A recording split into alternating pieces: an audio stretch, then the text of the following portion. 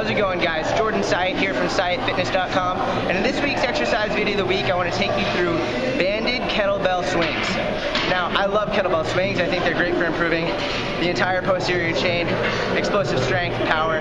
They really have an incredible carryover to the deadlift.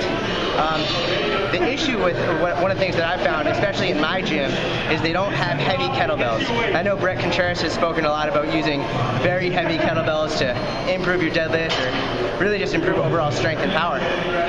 But they don't have heavy kettlebells where I am, and if they don't where you are, it can get a little bit difficult. So one of the things I've started doing is adding bands to the kettlebell. So first I want to take you through the kettlebell swing really quickly, just to give you a brief primer on it, and then I'll take you through the banded kettlebell series. So the first thing with the kettlebell swing is, one of the things I like to say is I like to keep the kettlebell as close to my body as possible. I don't want it coming down, I don't want it coming far away from my hips. I want to keep it in as close and tight as possible. So one of the things that I'll say is if you're a dude, you want to wait until the very last second or it's going to hit your junk, and that's when you hinge back.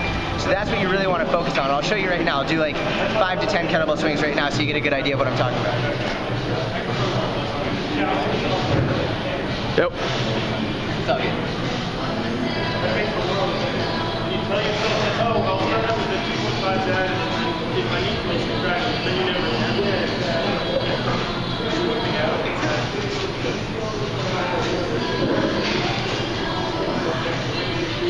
So, if you saw, I was waiting until the very last second. I was keeping the kettlebell very close and tight into me. I wasn't bringing it over my head.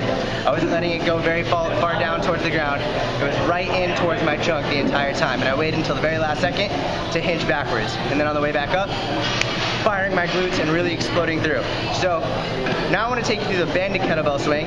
It's really, by the end of the range of motion, even if you have a light kettlebell, you're really going to be forced to power through and the band's going to pull you right back. So let me show you how I set that up. I take a band like this. This is just a standard band. I'm going to get into it. And now what I'm going to do is I'm going to exit. So if you're here, that's the X. And then I just wrap it around the top. So now that it's wrapped around the top, I can come.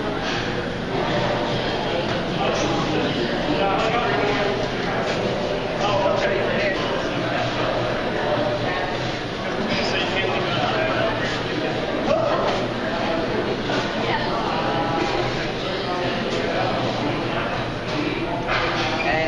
That's the banded kettlebell deadlift. There's a lot of ways to vary it.